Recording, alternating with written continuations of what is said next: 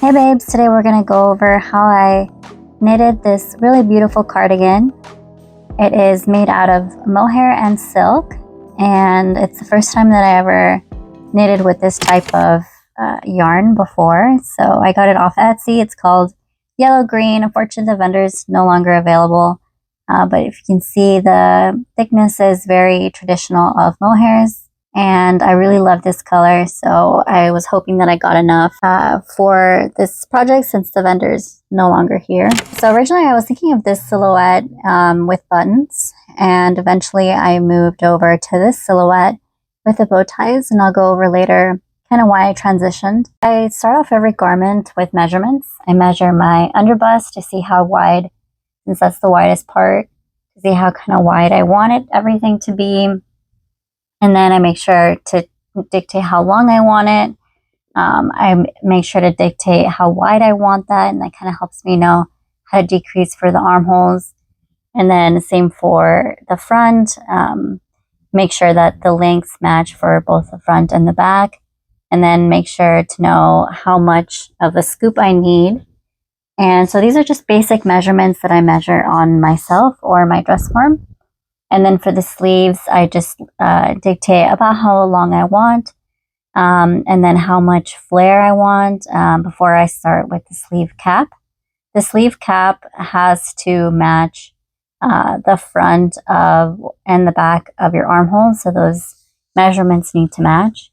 And the way I made sure everything matched was I laid out this pattern just so as I knit along, I can kind of like superimpose them to make sure that I'm on the right track. If you don't know how to pattern make, you can always trace something that you already have.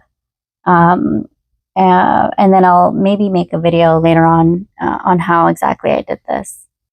So I first started off with a gauge swatch so I can figure out how many stitches I need to cast on. I know a lot of people hate gauge swatches, and I'm here to say that they are extremely useful, especially if you're going to make your own garments and not follow a pattern. And so yes, so I made 2 gauge swatches. This first one is with a single thread, and then this one here is with 2 threads casted on. And I ended up casting on 21 stitches for each of them. So if you can see, the one with a single thread of yarn is obviously very airy, and this is where I realized that mohair is kind of tricky and that I'm extremely rusty. This is a really ugly swatch. I ended up dropping a stitch here, and so I realized, because I haven't knitted for a year, that I definitely need to just practice my tension. My tension just so off. I made this one after, and you can see my tension is pretty bad on this one too. But that's why gauge swatches are good, because they help you practice knitting with that yarn so you can get comfortable with it. And so yeah, so I feel like I like the look of this second one better than the first one, because it is getting colder. So I'm thinking maybe I'll do the one thread for when it's summer. But yeah, I definitely loved how everything was looking already. Again, they both had 21 stitches. I did use a ruler. This guy's like a 4x4 ruler. And this is how I was able to count how many stitches are in 4 inches. Usually it's good to go over, but I kind of just was right on the money for it. And so you should take into account how long everything is as well, not just how wide everything is. So just count again, those X and Y direction for the square. And so I did measure the original 1 thread, and you can see that the 1 thread is slightly smaller, even though I cast it on the same amount of stitches. So having that double thread, it does make the yarn a little bit thicker. And so that was just something for me that was good to know. All right, so we know that based on our gauge swatch, every 21 stitches will give us 4 inches. And so we want to, let's say we wanted 9 inches for the front. How many stitches do we cast on? And so this is simply just solving for X.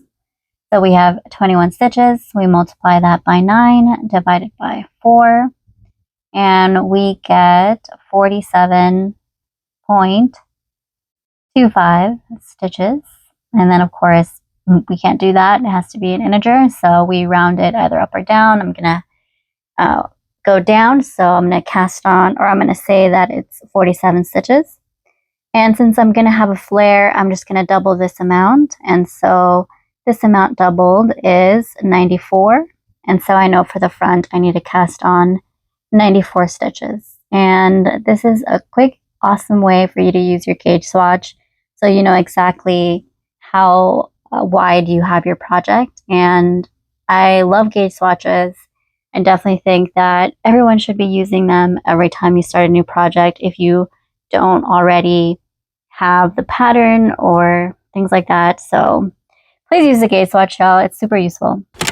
All right, so the first thing I did make was the back side, and I actually had to go to Texas this week. This was the second week, you guys, and I was trying to get ahead. Definitely, since I'm new to Mohair, I was kind of going really slow. I also ended up using 4.0 needles, so they are pretty small. And when I got back, this is how much I had done. So it felt like I had so much left. And I knew that this was gonna take a lot longer than I had initially thought. So I was like, I'm not gonna spend 2 weeks on the backside. And so I literally did everything I could so that I could just knit, and knit as much as I can, because I just wanted to finish the backside since this was already the second week. And so I just wanted to get it done. And so I worked that weekend to at least finish the backside. And as I was knitting, I was totally falling in love with the mohair. It's so soft. And when I made the backside, I was like, you know what? This would be such a cute top. Like, just like this. And then I can have ties on the side or something. It was definitely, I feel like I will probably make something like this in the summer because I think it's so cute. And I am so obsessed with mohair at this point, and I just hate how long it's taking me. And so I was like, well, I hope that it's taking long, but I'm hoping that it's going to be worth it at the end. And so the third week, I was back at work, and I was starting on the front side, definitely measuring as I went along, and it was looking so cute, and I was definitely really happy, even though it was taking forever. Week 4, I finally finished one of the front panels, and I began to kind of attach it with stitch markers to the back side, and then measuring on my dress form to make sure that this was the fit that I wanted. And this was when I was just really starting to fall in love with this project, and I felt like it was so beautiful and it's looking so cute. So I'm like so excited because it's totally exactly what I wanted, and everything's completely working out. Once I finished both the fronts and the back sides, I went ahead and blocked them, and I waited, I think like a day or two before I removed them, but I just laid them here flat, and then I spray them with a water bottle and just wait for them to dry on their own. And this is basically how I block. I'm also extremely obsessed with matching my nail polish to my projects. It's like become this recent obsession of mine. And the cool thing about this nail polish is that it totally glows in the dark. Oh yeah, I'm like super obsessed, you guys. Really obsessed with this, random fact here. Week 5 was all about the sleeves. It was Thanksgiving week, and I was like, okay, I'm gonna have time to really go ham on the sleeves. And of course, I was dreading the sleeves because they have so much flair, and it's basically like making 2 backsides, kind of. Like, it's just so much, it was so much yarn. It was like so much time, and I was, just knitting away. I also did try on the arms as I went along, just to make sure the length was the right kind of what I wanted. So definitely just as you go along, especially with the new pattern, the key is to, after every main part, just measure, because you don't want to measure at the end. You want to measure as you go along, to make sure that your initial measurements were correct, to make sure that once you block everything, it's not too big, right? Because everything does get stretched out by about an inch or two. So yeah, just go ahead and keep knitting. That's what I was doing, just knitting the armholes. And this just took so long, you guys. Week 6 was putting everything together. First, I attached the shoulder parts, and then I did the front collar. So that's kind of what I'm doing here. I also started on the front, kind of the placket, like where the buttons go. And I started off with the side that doesn't have the holes. And this is just to make sure that I liked how it was looking.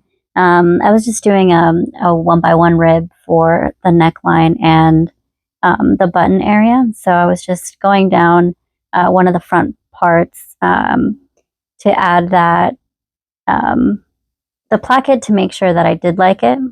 And good thing I did that, because so here you can see I finished the neck collar and I added the ribbing down one of the button sides, and I tried it on and I didn't like it, you guys. I feel like it didn't look cute. I think I prefer the side without where the buttonholes are. I just think it looks so much more elegant. And so I ended up removing that rib part because I didn't like it. I also blocked the sleeves, and I did find that the sleeves grew by about 2.5 inches, and so definitely take that in account when you make something. So the rest was just putting everything together. So again, first I attached at the shoulders the front and the back pieces, and then I attached the sleeves where the sleeve cap is. So here you can see the front, the back, and then that's the sleeve right there. And so you can see I've attached the sleeves to the front and back side. And then from there, you're just going to fold it over with the front and back sides, kind of like this. And then you're just going to, in one seam, kind of put that together. And then for the front ties, I decided to make some I-cords for the bow part. Here's what it looks like with the first bow tie, and look how cute it is. I think it's super adorable and can be a cardigan on its own. I just knew I wanted 3 bows to replace the 3 buttons that I initially had thought I wanted. And here it is with 2. Again, I knew I was going to put 3, but it looks cute like this too. For the I-cord, I did just pick up 3 stitches from the side of where I wanted the I-cords to be. So I did 3 of them, and then I just went ahead and knit like a regular I-cord, where you're just knitting on one side. So you just knit and then slide your needle, knit, and then, slide your needle, knit, and just keep going until you have the length that you want, and you just cast off.